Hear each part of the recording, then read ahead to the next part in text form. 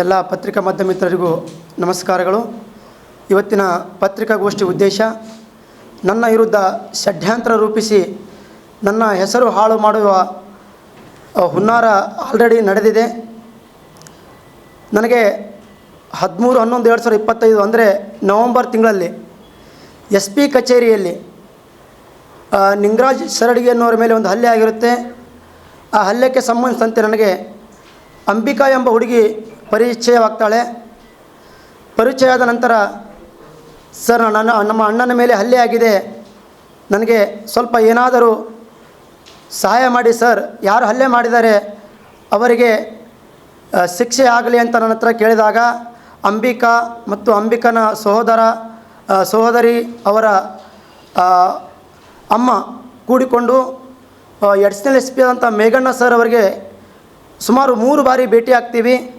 ಅದಾದ ನಂತರ ಅಂಬಿಕಾ ಅವರು ನನಗೆ ಮತ್ತೆ ಫೋನ್ ಮಾಡಿ ಸರ್ ನೀವು ತುಂಬ ಹೆಲ್ಪ್ ಮಾಡಿದ್ದೀರಿ ನನಗೆ ಅಂತ ಹೇಳ್ತಾಳೆ. ಅದಾದ ನಂತರ ನಾನು ಬೇರೆ ವಿಷಯಕ್ಕೆ ಸಂಬಂಧಿಸಿದಂತೆ ಈ ನಾರಾಯಣಪುರ ವಿಷಯಕ್ಕೆ ಸಂಬಂಧಿಸಿದಂತೆ ನಾನು ಅವರು ಮಾತನಾಡಿದ ಕೆಲವೇ ದಿನಗಳಲ್ಲಿ ಈ ನಾರಾಯಣಪುರ ಗ್ರಾಮಕ್ಕೆ ಹೋದಾಗ ಅಲ್ಲೊಂದು ಗಲಾಟೆಯಾಗಿ ನಾನು ಕಾರಾಗೃಹದಲ್ಲಿ 15 ದಿನ ಸೆರೆವಾಸ ಅನುಭವಿಸಿ ಹೊರಬಂದ ನಂತರ ಅಂಬಿಕಾ ಮತ್ತೆ ನನಗೆ ಕರೆ ಮಾಡಿ ಸರ್ ನಿಮ್ಮ ಫೋನ್ ಸ್ವಿಚ್ ಆಫ್ ಇತ್ತು, ನಾನು ಪದೇ ಪದೇ ನಿಮ್ಮ ಮನೆ ಹತ್ರ ಬಂದೆ, ನೀವು ಇರಲಿಲ್ಲ, ಏನಾಗಿತ್ತು ಅಂದಾಗ ಈ ಥರ ವಿಷಯ ಇತ್ತು ಅಂತ ಹೇಳಿದಾಗ ಸರ್ ನೀವು ನಮ್ಮ ಮನೆಗೆ ಬರ್ರಿ ಅಂತ ನನಗೆ ಕರೀತಾಳೆ. ಏಕೆ ಅಂತ ಕೇಳಿದಾಗ ಇಲ್ಲ ಸರ್ ನಿಮ್ಮ ಜೊತೆ ಸ್ವಲ್ಪ ನಂದು ಬೇರೆ ಮಾತಾಡೋದಿದೆ, ಒಬ್ಬರಿಗೆ ಹುಬ್ಳಿ ಸುನಿಲ್ ಅನ್ನೋರಿಗೆ ಅಮೌಂಟ್ ಕೊಟ್ಟಿದ್ದೀನಿ, ಸ್ವಲ್ಪ ಇಸ್ಕೊಡುವರಂತೆ ಅಂತ ಕೇಳಿದಾಗ ಆಯಿತು ಅಂತ ನಾನು ಅವರ ಮನೆಗೆ ಹೋಗ್ತೀನಿ. ಮನೇಲಿ ಹೋದಾಗ ಅವರು ಅಂಬಿಕಾ ಅನ್ನೋರು ಒಬ್ಬರೇ ಇರ್ತಾರೆ. ಇಲ್ಲ ಅಮ್ಮ ನೀನು ಒಬ್ಬಳೇ ಇದೆಯಾ, ನಾನು ಒಳಗಡೆ ಬರಲ್ಲ ಅಂದಾಗ ಅವ್ರ ಅಕ್ಕ ಬರ್ತಾರೆ.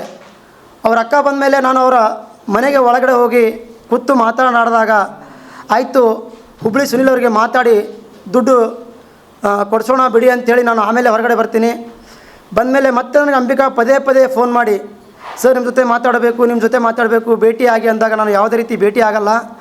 ಅದಾದ ನಂತರ ಮತ್ತೆ ಇನ್ನೊಂದು ಸಲ ನನ್ನ ಮನೆ ಹತ್ರ ಬಂದು ಸರ್ ಬೆಂಗಳೂರಿಗೆ ಹೋಗೋಣ, ಭೇಟಿ ಆಗೋಣ, ಸ್ವಲ್ಪ ನನಗೆ ದುಡ್ಡು ಕೊಡಿಸಿ ಅಂತ ಕೇಳಿದಾಗ ನನ್ನ ಹತ್ರ ತುಂಬ ರಿಕ್ವೆಸ್ಟ್ ಮಾಡಿಕೊಂಡಾಗ ಆಯಿತು ಅಂತ ನಾನು ಬೆಂಗಳೂರಿಗೆ ಹೋಗಿ ಅವರ ಸಹೋದರಿಯ ಮನೆಗೆ ಹೋಗ್ತೀವಿ. ಸಹೋದರಿ ಮನೆಗೆ ಹೋದ ತಕ್ಷಣ ನಾನು ಅಲ್ಲಿಂದ ಅಂಬಿಕಾ ಅವಳಿಗೆ ಅವ್ರ ಮನೆಯಲ್ಲೇ ಬಿಟ್ಟು ನಾನು ನನ್ನ ಪಾಡಿಗೆ ಬಂದಿರ್ತೀನಿ. ಅದಾದ ನಂತರ ಮತ್ತೆ ಮರುದಿನ ಅಂಬಿಕಾ ನನಗೆ ಫೋನ್ ಮಾಡಿ ಸರ್ ನಮ್ಮ ಸಿಸ್ಟರ್ ಸಹೋದರಿಯ ಮಕ್ಕಳು ಹೊಸಕೋಟೆಯಲ್ಲಿ ವ್ಯಾಸಂಗ ಮಾಡ್ತಾಯಿದ್ದಾರೆ, ಹೋಗಿ ಬರೋಣ ಬನ್ನಿ ಅಂದಾಗ ನನ್ನದೇ ಒಂದು ಬೆಂಗಳೂರಲ್ಲಿ ಕಾರ್ ಇರುತ್ತೆ, ಅಂದರೆ ನಮ್ಮ ತಮ್ಮ ನಡೆಸ್ತಾನೆ, ಆ ಕಾರ್ ತಗೊಂಡು ಅಂಬಿಕಾ, ನಾನು ಮತ್ತು ಅವರ ಸಹೋದರಿ 3 ಮಂದಿ ಸೇರಿ ಹೊಸಕೋಟೆಗೆ ಹೋಗ್ತೀವಿ. ಹೊಸಕೋಟೆ ಹೋಗಿ ಬರೋ ಟೈಮಲ್ಲಿ ಸ್ವಲ್ಪ ರಾತ್ರಿ ತುಂಬ ಲೇಟ್ ಆಗುತ್ತೆ. ಲೇಟ್ ಆದಾಗ ಇಲ್ಲ ಸರ್ ನೀವು ನಮ್ಮ ಮನೆಯಲ್ಲೇ ಇರಿ, ಟೈಮ್ ಆಗಿದೆ ಅಂದಾಗ ಇಲ್ಲ ಬೇಡ ಅಕ್ಕ ಅಂತ ಅಂಬಿಕಾ ಸಹೋದರಿಗೆ ನಾನು ಹೇಳ್ತೀನಿ, ಬೇಡ ಅಕ್ಕ, ಇಲ್ಲ ನೀನು ನಮ್ಮ ತಮ್ಮ ಇದ್ದಂತೆ ಇರು ಅಂದಾಗ ನಾನು ನೈಟ್ ಅಲ್ಲೇ ಉಳಿದಿರ್ತೇನೆ. ಆ ಸಂದರ್ಭದಲ್ಲಿ ಅಂಬಿಕಾರ ಸಿಸ್ಟರ್ ಅವರ ಮನೆಯಲ್ಲಿ ನನ್ನನ್ನು ಬಿಟ್ಟು ಬೆಳಗ್ಗೆ 6 ಗಂಟೆಗೆ ಅವರು ಡ್ಯೂಟಿಗೆ ಹೋಗ್ತಾರೆ. ಅವರು ಹೋದ ಉದ್ದೇಶ ಏನು ಅಂತ ನನಗೆ ಗೊತ್ತಿಲ್ಲ. ಅದಾದ ನಂತರ ಅಂಬಿಕಾ ಅವರು ನನಗೆ ನಿನ್ನ ಜೊತೆ ಫೋಟೋ ತೊಗೋಬೇಕು, ಇಲ್ಲ ಅಂದರೆ ನಾನು ವಿಷ ಸೇವಿಸ್ತೀನಿ ನಿನ್ನ ಹೆಸರು ಮೇಲೆ ಅಂತೇಳಿ ಬ್ಲ್ಯಾಕ್ ಮೇಲ್ ಮಾಡೋಕ್ಕೆ ಸ್ಟಾರ್ಟ್ ಮಾಡ್ತಾಳೆ. ಅದಾದ ನಂತರ 2 ಫೋಟೋ ತೆಗೆದುಕೊಂಡು ನನಗೆ ಬ್ಲ್ಯಾಕ್ ಮೇಲ್ ಮಾಡ್ತಾಳೆ. ಆಮೇಲೆ ತದನಂತರ ನಾನು ಕಲಬುರಗಿಗೆ ಬಂದ ಮೇಲೆ ಅಂಬಿಕಾ ನನಗೆ ಪದೇ ಪದೇ ಫೋನ್ ಮಾಡಿ ಸರ್ ನನಗೆ ದುಡ್ಡು ಕೊಡಿ, ಇಲ್ಲ ಅಂದರೆ ನಿಮ್ಮ ಮರ್ಯಾದೆ ನಾನು ಹಾಳು ಮಾಡ್ತೀನಿ, ಫೇಸ್ಬುಕ್, ಇನ್ಸ್ಟಾಗ್ರಾಮ್, ವಾಟ್ಸಪ್ದಲ್ಲಿ ಹಾಕ್ತೀನಿ ಅಂತಂದಾಗ ನಾನು ಭಯಗೊಂಡು ಅಂಬಿಕಾ ಅವರಿಗೆ ನಾನು ಫೋನ್ ಮಾಡಿರ್ತೀನಿ, ಫೋನ್ಪೇ ದುಡ್ಡು ಹಾಕಿರ್ತೇನೆ. ಇವರು FIR ಕಾಪಿಯಲ್ಲಿ ಏನು ಅಲಿಗೇಷನ್ ಮಾಡಿದಾರಪ್ಪ ಅಂತಂದರೆ ಅವರಿಗೆ ನಾನು ಬ್ಲ್ಯಾಕ್ ಮೇಲ್ ಮಾಡಿ ದುಡ್ಡು ಕೇಳಿದ್ದೀನಿ ಅಂತ ಇವ್ರು ಹೇಳ್ತಾರೆ.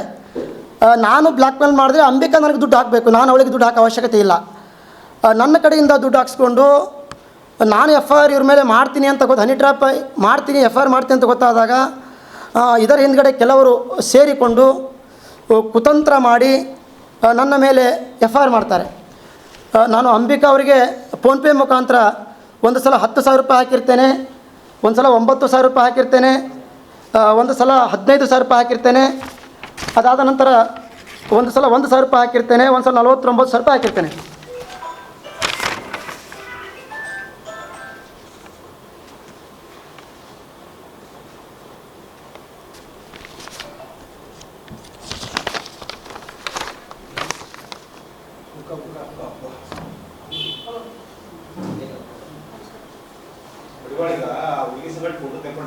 ಹಾಂ, ಅವಳ ಜೊತೆ ಎರಡೇ ಫೋಟೋ ಅವಳು ತೊಗೊಂಡಿದ್ದು.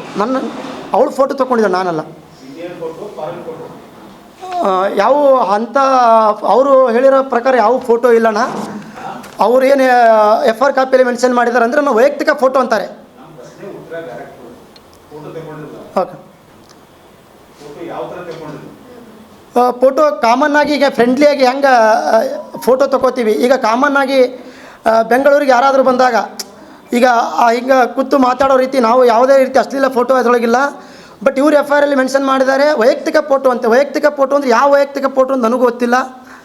ನನ್ನ ಹತ್ರ 2 ಫೋಟೋ ಅವರು ನನಗೆ ತೋರಿಸಿದ್ದು. ಒಂದು ಅವ್ರ ಜೊತೆ ಕುತ್ಕೊಂಡು ಫೋಟೋ ಇದೆ, ಅದು ಬಿಟ್ಟರೆ ಬೇರೆ ಫೋಟೋ ಇಲ್ಲ ಅಂತ ನಾನು ಅಂದ್ಕೊಂಡಿದ್ದೀನಿ ಅಷ್ಟೇ. ನಾನು ಯಾವಾಗ ಹಣ ಹಾಕಿನಿ ಅಂತಂದ್ರಿ, ಇವರು ಸುಮಾರು ನನಗೆ ಒಂದು ಅದು ಬೆಂಗಳೂರಿಂದ ನಾನು ಬಂದ ಮೇಲೆ ಡೇಟ್ ಅಷ್ಟು ನೆನಪಿಲ್ಲ ನನಗೆ.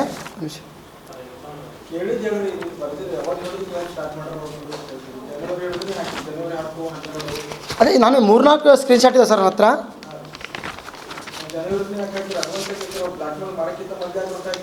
ಇಲ್ಲ, ಡೇಟ್ ನನಗೆ ಅಷ್ಟು ನೆನಪು